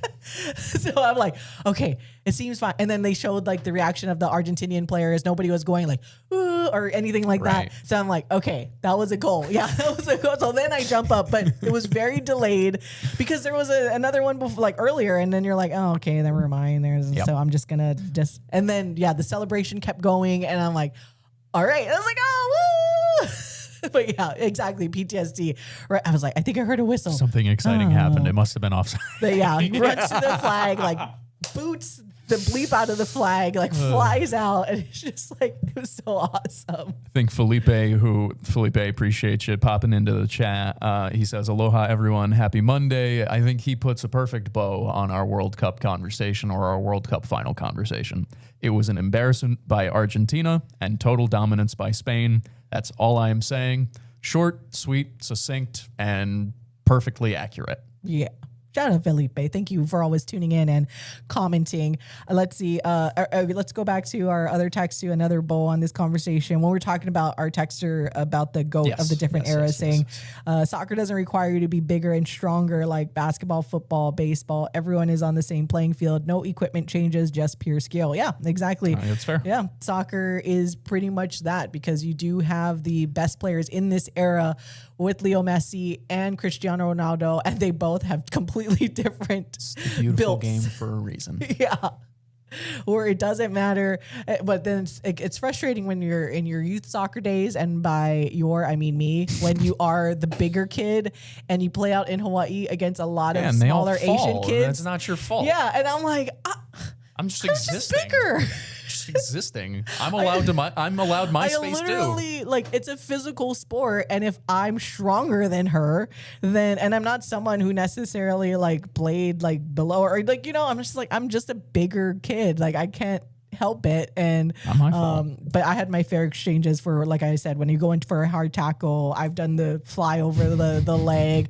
I've done the worst thing that I think experienced is when the person doesn't jump for the header, and then I've done where you fall over them and then like you land like on your back on the ground. Yep. That was the worst. And it's funny because when you watch soccer, it almost doesn't seem like sometimes it should be a penalty in a sense, but then you're like, if you lived it and experienced it, it's the worst ever when the other person doesn't jump, and then you're just like, you flop over them. It sucks. Yep. I've pretty much been through everything. There was one yesterday where the Spanish player got blasted in the face by Leo Messi. My face still hurts for him. My former teammate actually almost went blind back in like our ASO days when that happened, where it like hit her eye and like she couldn't see in that eye. So I've experienced that. I've experienced taking it to like the I guess the stomach, and then the wind gets knocked out of you and you're just like, ugh. It's funny when you go through all of these when you're like younger, and then you don't know, especially back then, like you don't really know too much about, like, I'm sure I probably had a couple of concussions, but you just don't know what you didn't know back then. And so like being on the ground, like crying after the wind gets knocked out of me, and then like my parents come out and the coach and they're like, are you okay? Like, breathe. And you're just like, but then you're crying because you're scared because you don't know what just happened. And it's just, and then when you get older, then you go through some of the same things, and you just gotta deal with it. But as a kid, like going through all those different things, like ball to the face, wind knocked out of you, like my first sprained ankle, sprained finger, sprained wrist. Soccer is a pretty brutal sport, everybody. I had like imprints of soccer balls like on my leg, on the back of your calves, like just everything that you can think of, pretty much experienced, except for, and I told this story to you guys last week, I will not tell the full story again, except when it finally came my turn to tear my ACL, it did not happen in competitive soccer space, so I escaped my competitive career. Yeah, same way there, it's like the joke of like, oh, I escaped teen pregnancy. Yeah.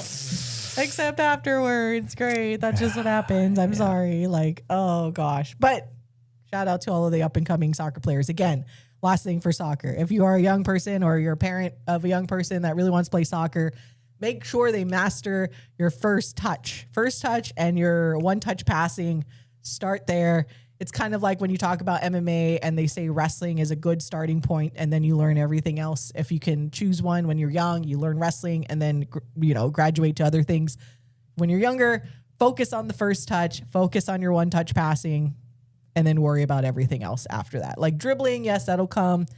First touch, trapping the ball when it's coming at you in the air and being able to control it.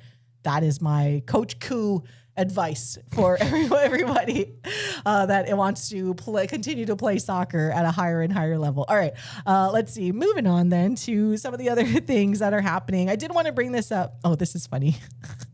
Is this real? What? Is what real? It is. I just saw something from an MMA channel that I follow that has Paddy Pimblett. It said, Paddy Pimblett reveals that he was the one who won the auction for the stool that Ilia Topuria was sat on when he couldn't continue against Justin Gaethje. He bought it for $13,000. This is top tier hating. I love it. Paddy Pimblett, Salute. Paddy to the baddie. He's in the running against Max Holloway as the most likable UFC fighter right now, right? It's like Max Holloway is the champion of most likable fighters, and then Paddy Pimblett is like runner up right now because Paddy the baddie. The baddie. I forget the song that plays, but they always do this. So yeah, that's top level hating. Paddy Pimblett. All right, let's talk about this sports business thing real quick that came out over the weekend. I know you had sent it over, Paul, and one of the accounts, business accounts we follow in Midwinter had texted about this. When it comes to NIL funding, let's take it all the way down to the other side of the country in NJ.com. Rutgers is quietly using your tax dollars to lure college athletes. Here's what to know. Because it doesn't necessarily, I know Michael had posted about this too, where it doesn't necessarily say NIL in this legislation, but it all means the same. So the way that it's written is a little clickbaity, at least in the article compared to the actual document. Absolutely clickbait. The state of New Jersey is using your tax dollars for NIL at Rutgers. But that's absolute clickbait. Not entirely wrong. It says New Jersey taxpayers are now officially contributing to Rutgers University's ongoing push to compete in the name, image, and likeness arms race dominating college sports as part of a record $60.7 billion state budget signed last month by Governor Mickey Sherrill. New Jersey lawmakers for the first time agreed to earmark $5 million in taxpayer money directly for Rutgers athletics. The line item part of $373.5 million total designated for Rutgers' New Brunswick campus in 2026-27. But yeah, it was interesting because it was revealed that it doesn't entirely... How should I say? It was earmarked differently. So even though this article, again, kudos, I get it. We understand. You got to do a little bit, encourage people to click on it. But the measure is listed. Yeah. But this is where it ties into what we were talking about here when our legislation was going on. The measure is listed under the heading Events, Attraction, and Marketing. But during budget negotiations, the $5 million funding request was identified in a resolution for name, image, and likeness, NJ.com has learned. Let's see. This is from a Rutgers spokeswoman saying, quote, the $5 million state appropriation to Rutgers is for marketing, events, and attractions and will not be used for NIL funds directly paid to student athletes. Totally get that. But this, again, goes back to when, I forget what senator was it? And then he was like... And I think the week before I had said, wow, kudos to Matt Elliott and the university for being entirely transparent and not just being like, hey, we're asking for $5 million for marketing and that's is what we're going to do. And then you just move money elsewhere. And then I think it was, what is his name? Matayoshi, I think. In the one of the hearings throughout the process, he was like, well, why don't we just put the money here? Why is it for this?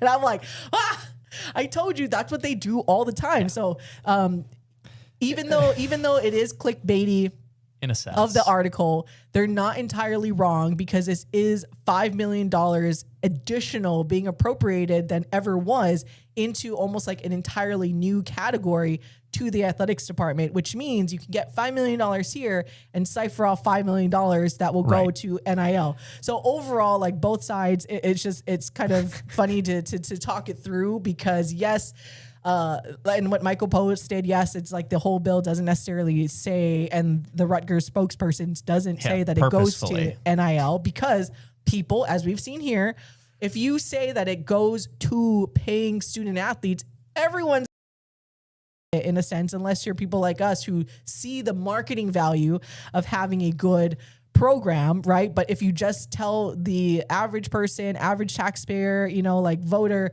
hey, your money is going to go to pay student athletes, automatic, you'll be like, no. But if you're like, oh, your money's got $5 million in your taxpayer money is going to go to marketing and attraction to market the University of Hawaii and to market this state, it's a little less of a, you know, like jarring conversation to the taxpayer because they'll be like, oh yeah, that makes sense, you know? I'm too easy because I look at it, I'm like, Lord, he's spending my tax dollars on stuff I don't want. Yeah. Like, what's this? Whatever, man. But I just thought it was funny because it's like, oh, they, and I had to have a good chuckle about it and tell you guys about it because other states are contributing to things that are outside. Let's just put it that way. There are other institutions that are getting help from their legislature that are outside of your everyday, like capital improvement, you know, other things that will do that. Well, this is marketing. A new marketing thing that it is going to. So, you know what helps market? Having great players and winning good teams. That helps market a lot of different things. Which was our, I guess our reasoning and argument for like, NIL and the legislation helping because you're like, yeah, it trickles down. That helps that. But hey, you know, Matt Elliott, to his credit, called me out in a nice way. He's like, I know you've been waiting for it. The economic impact study. I have been. I've been waiting patiently. Simple fact. For it to come out. So right now, he basically told us last week that they are crossing their I's and dotting their T's in the process. They're triple checking everything, making sure once they present it and once it's public that there is no back channel of like not only disproving it, but kind of tapering down what the report says. So we're very much looking forward to that. So that way it can prove that, hey, winning games, especially winning football games, kind of does a lot for the eyeballs and the marketing for just not only the University of Hawaii, but for the state. So I kind of wanted to share this article that came out. And again, shout out to Mitt Winter that posted about it, especially because it is behind a paywall and just the NIL related activities. But no, it does not go to marketing and all that. Again, to say shout out to the University of Hawaii for even though it was to their detriment. People always ask for transparency. So we can at least say that our leadership there at UH wanted to be transparent. They could have done this. They could have done or whatever New Mexico did. And New Mexico is just like, we're just going to give you $11 million and just not ask you what you're using it for and not tell the taxpayers what you are using it for. So yeah, at least for in this instance, Rutgers is clearly, at least how it is written, not using it for NIL, but I don't know. Are they going to, does that mean they're going to give $5 million elsewhere to the general student? Are they going to make free or tickets available for free and students do not have to pay any type of student or what is it? Like the sports fee or whatever? Probably not. So yeah, where is the $5 million that they are saving elsewhere going to go? Felipe says, is this why Rutgers football is in the red after all these years joining the Big Ten? But I understand you're forced to do something to stay competitive. Yes, credit to UH and Matt Yee. I don't think Rutgers should be in the Big Ten to really begin with, if I'm being honest with you, Felipe. I think they could be more competitive elsewhere. But that's also a college like athletics issue and not really a Rutgers. Like if you're Rutgers, it's hard for me to blame Rutgers for being in the Big Ten. It's like, oh, you want to be in one of the Power Four conferences. I don't know. They don't totally fit. And they're like an OG in a sense. Well, and that's the thing is like it's not their fault per se. I don't know. I feel bad like for when them. You think about like Vanderbilt and football, like they just happen to be There weren't one of these like, and by the way, there's also like still more stuff going on with the like College Sports Act and stuff because they want to, I guess, limit the expansion, right? Which I can get around, and more talk on the leagues, and it's a lot to take in. I haven't read through everything in the updates when it comes to trying to sort of save college sports in a sense, and it's always going to go back and forth completely. But nonetheless, hopefully we get to something sometime soon. But then, yeah, we go back to the taxpayer thing, and you look at some of the big colleges or big conferences, but then you have a Rutgers, right, that does compete in one of the power conferences, and a lot of other schools that do as well. And then they want to break off. That conversation comes around again, and it's like, that's when I have my problems with the taxpayers going to fund the department entirely, and you're going to operate completely separate from everything else. I just like when there's a plan. That's all. I just like when people have a plan. If you can tell me what you're going to do with it and how it's going to be successful. Oh, everyone has a plan. It just doesn't kind of. No, people tell you that they have plans. Most people don't have plans. Most people have semblances of plans. Most people have like 75% of a plan. I'm talking about full plan. You can give me that. I can give you. I'll be like, yeah, sure. But I'm not half baked stuff. I'm not into. It's just not really my thing. You know what I mean? That's not true. I like half baked cookies. They're pretty good. I don't know, Paul. When you first interviewed with us, I didn't have a plan. No, we had a plan. The plan is we have no plan. And that's what it is. Also, when I first interviewed, we didn't. Both of us didn't really have much of a plan. Yeah. At that point, I didn't know what I was doing either. I was just kind of in the middle of the ocean. I was like, "Oh, that's sweet." This Kulu person called me. Oh, good old Kulu. Good old Kulu. I'll probably. So the funny thing is, I actually have your name as two because in my phone itself is Kulu. In my computer, it's Kule Agbayani. Could I tell you the reason why? No idea.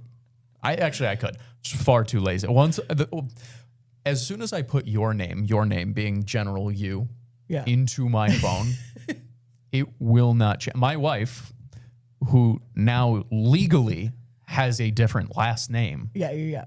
Is still her maiden name. What her name was when I first. I will show you after the show because it's this exact same emoji. It's the exact same emojis are there, and nothing has changed since we first started. So it's awesome. Anybody once you were in my phone. We started the show talking about your 2-year wedding anniversary. 2 years. It's been longer than 2 years, but it's 2 years. Officially, legally, and all that. And now we have a beautiful little baby girl who she very clearly has her future. She's going to join us in sports media. Somebody who has plenty of opinions. Pretty soon, we could hear her in the background when all of that stuff is going on. Trust, you'll probably hear her tomorrow in the background. Oh man, what a time! What a time! Oh gosh, did we ever end up talking about the women's volleyball schedule too? I'm just like thinking about other things. No, but I'm glad you mentioned that. Now that we are about to coming up at our last segment here for our show. Trying to think the things we missed last week is a stretch, but the things that we didn't necessarily get a chance to chat about because I don't know if you guys have heard about this thing called Mountain West Football Media Days, but we were a little preoccupied. So just a little bit. Just trying to think back of stuff that we hadn't gotten an opportunity to chat good about call yet. out there by you, as we are just over a little over a month away from the season opener for the Rainbow Wahine Volleyball.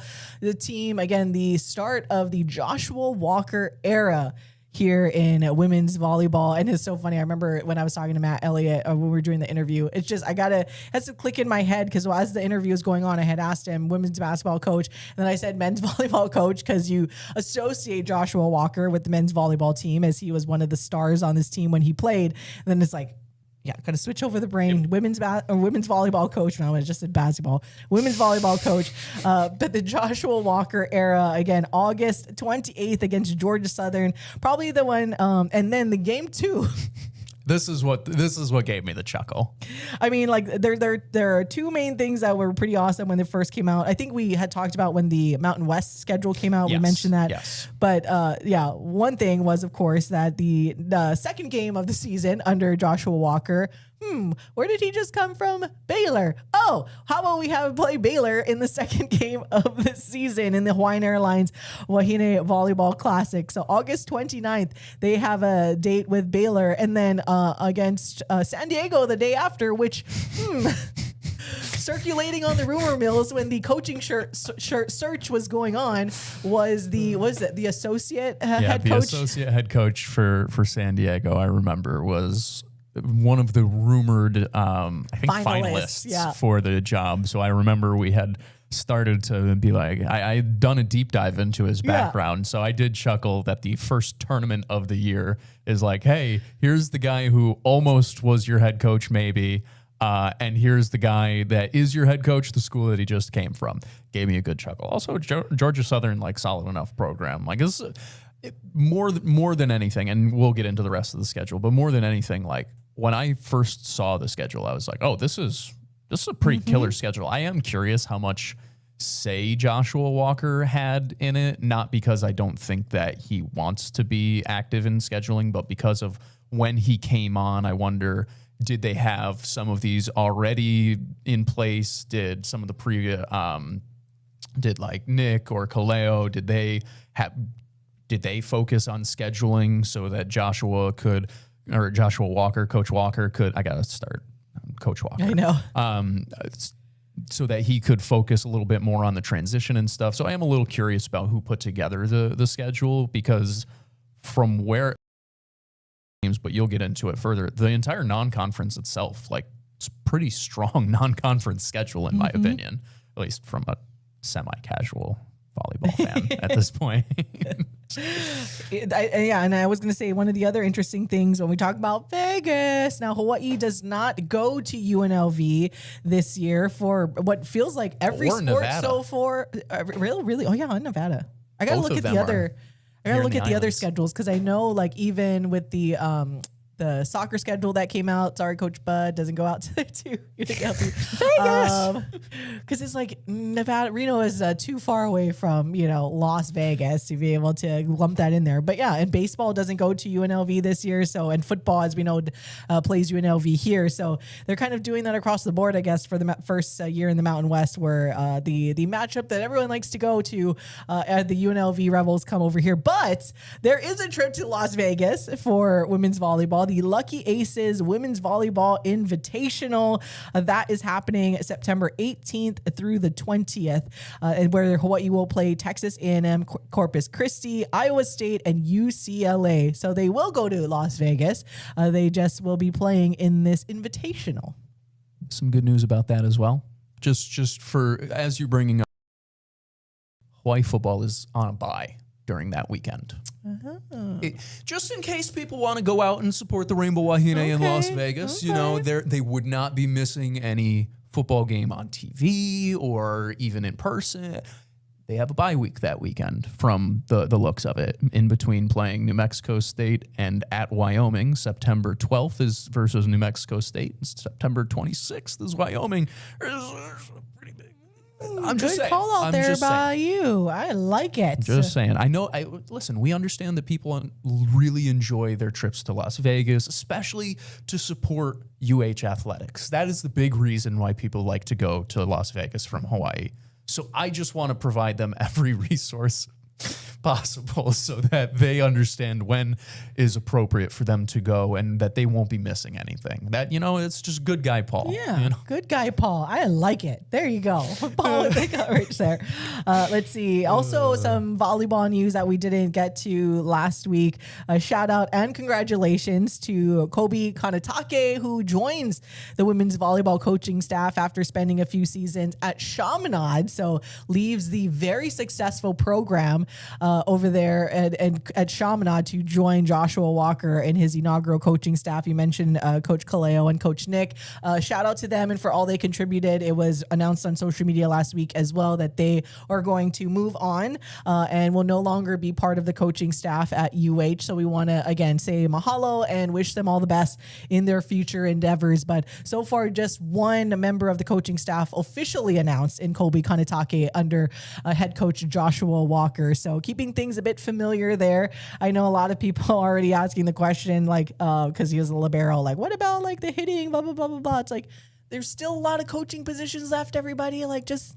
I'm not really worried. Yeah, I'm like, we just got to wait till it gets filled out. I know there are some other rumors and some candidates that I have talked to that said they were interested in the job and I think officially applied, but as anything else, got to go through the processes until we can see anything completely get filled out there. Total tangent. Not total tangent, but similar vein, I guess, in a sense. I also saw that apparently women's water polo is looking for an assistant coach. I have no further information on that, but that popped up on my Instagram actually was where it popped up. But yeah, so probably going to see an announcement somewhere there in the next month or two, I would imagine. Appropriate. So yeah, a bunch of different coaching positions open, but yeah, definitely don't leave us, Paul. I know as that much as I love water polo, I know that job is very attractive to you and you're very qualified to apply. So just don't leave us. Water polo. But yeah, I do understand the worry from the Rainbow Wahine fans of wanting to fill out the rest of the staff, mostly just because the season is right around the corner, preseason's right around the corner. But I will say, if you're worried or if you are thinking about it this much, what do you think the people whose jobs actually depend on it are thinking about it? So I wouldn't worry about it. It'll get filled out with plenty of time. And it's going to be important for them to have a great staff as they go into the Mountain West. They're taking a step up in competition. They're taking a step up in what their expectations are as an overall program as you see the types of players that they're recruiting in the future. So if I'm Coach Walker, I'm trying to knock it out of the park and make sure that my staff, my inaugural staff, is as great as it possibly can be. And I'm not going to rush to just fill the positions to say that, all right, I don't have to do anything else here. I want to make sure that I have the absolute best, especially considering, and this is going back to the schedule conversation, the schedule is hard from the jump. Like, not only is the Mountain West, it'll give you challenges, obviously, but of your non-conference schedule, of those 10 matches or 10 teams that you're playing, 5 of them made the NCAA tournament last year. You've got Baylor and UCLA on your schedule, Iowa State on your schedule. These are Power 4 programs with some funding behind them. If you're not ready to go, you will be embarrassed early on in the season, and that sets the tone for the rest of the year. You don't want that. So I appreciate them being careful. I appreciate them taking their time and making sure that everything is going to be in order ahead of what is a really important first season for them. I understand that, maybe they don't win the whole conference or whatever. That's conversation for another day. But it's going to be important for them to show, like, hey, we're here. Like, this is Hawaii freaking volleyball. You know what I mean? I am curious, too, like, who Joshua Walker, I guess, brings on as... I mean, I don't know if this person would be given that title immediately, but like almost like your associate head coach in a sense, right? Like maybe someone who has like the outside hitting experience, because similar to what we talked about with Coach Kalila Mitchell, it's like now you move from being an assistant coach to the head coach where you got a lot more other things to worry about, but whoever slides into that role of like, because Joshua Walker was a hitter, right? So Colby, if you guys don't know, Kanetake was a libero and he played for UH as well, but that's his specialty. I know Coach Nick was also the same, so they see the court a different way as well. But then if you're someone that is like Joshua Walker who played a certain position, like you will kind of almost like when it was Coach Robin and then she had Coach Angie when Coach Angie was here, right? They played together in a sense, but also played different positions where it's like Coach Robin was like in the setter position. I just don't, and like if she hired someone that was another setter, like you would really have to trust this person who is going to be your right hand hand, like man or woman who you can trust to coach that position group when you can worry about other things. Like, I think that's why, like, the process, I don't really know who could be finalists in that position, but I am interested and intrigued to see how this coaching staff fills out and like who will be part of Joshua Walker's, I guess, initial circle of trust, so to speak, right? Because this is a big deal. Like I said, he is hiring somebody or more people, especially someone that he can trust to coach or help him coach the offensive attack, especially from the hitter position, because he needs to not have to focus on that entirely because he's the head coach and he needs to worry about bigger picture stuff. So I like the initial hire with Kobe Kanetake, and I am curious and intrigued to see how the rest of the coaching staff fills out. As we mentioned, the former assistant coaches and Coach Nick and Coach Kaleo officially announced on social media by the UH Women's Volleyball Instagram or channels that they will move on, and wish them mahalo. And then so officially need to fill out this staff. So just one down and me one to go in terms of the full-time. Jimbo is there as the volunteer, so he remains steadfast. So that's always good to see, right? Someone that just loves giving their time to the program. So shout out to Jimbo. Shout out Jimbo. Yeah. At the end of the day, just to recap, don't worry. Don't worry. Because the reason Joshua Walker got this job is because we trust him. Yeah. And continue to support like this. That's the most important thing, is they can't be successful without support. Yeah. They can't be. Like, it's just, you could be the best coach in the world. You could be the best player in the world. Fans matter. They just frankly do. And I know I manifested it, and I'll continue to manifest it, that, you know what, Joshua Walker is going to have a Coach Pinina Thanatharan surprise first year. I'm just going to put it. That would be so awesome, right? Like, I think you said it right there. Their first set of opponents in the non-conference portion of their schedule, it's going to be difficult. So for fans, like, don't get discouraged if they might be some ugly games that are, you know, a little bit of a learning curve, and they got to learn from some of the things that they are doing, even not just as players, but as coaches, right? Again, Joshua Walker's first time leading a program, so that everyone's going to learn from every game that goes along. But by the time they get to the Mountain West schedule, like, hey, they could potentially have learned and kind of played against these top teams, so that when they play other teams in the Mountain West, where it's a little more even playing field, then we could potentially see some real competitiveness. I was having this conversation, we got like 30 seconds left, when it came to UNLV, because we know Malia Shoji is there. And I guess, like anything else, it's difficult to try to get like people on board and support. And I think there might be some difficulty with like people in Hawaii, like why people, or not in Hawaii, in Las Vegas that are from Hawaii, that there isn't more support to UNLV. I'm like, duh, because they're going to feel like they're still cheating on their program in UH volleyball. Like, UH volleyball, I mean, when Hawaii volleyball did play at UNLV, there was more women's volleyball Hawaii fans than UNLV. So it's like, and I think even if you move away from Hawaii and you live in Las Vegas, you still have this affinity and you grew up watching Hawaii volleyball. So it is unfortunate for Coach Shoji that like you want to try to attract Hawaii people living in Las Vegas to support your program. But like, again, you probably feel like you would be cheating on the home program. So now even more so, now that they're in the same conference, I mean, it's going to get more difficult to try to lure the Hawaii people to support UNLV. So sorry, not sorry. Allow me to steal Coach Jason X phrase and make it much more Hawaii friendly. Bows up. Sorry. I thought he was supporting UH as well. I'm glad you guys talked that out, because I was like, did he just? No. But it makes sense. Low bows up. Yeah. But no, bows up. Go bows. All right. On that note, yes, go Bows. That wraps up our show. Thank you guys for tuning in, watching. It's good to be back here in the home studio. We'll be back for a while now, unless somebody convinces me to go to Stanford game, which is very difficult. Anyways, for Paul Brecht, I'm Ku'ule Agbayani. Mahalo for listening and watching. It's been Wake Up in the Den. Bye.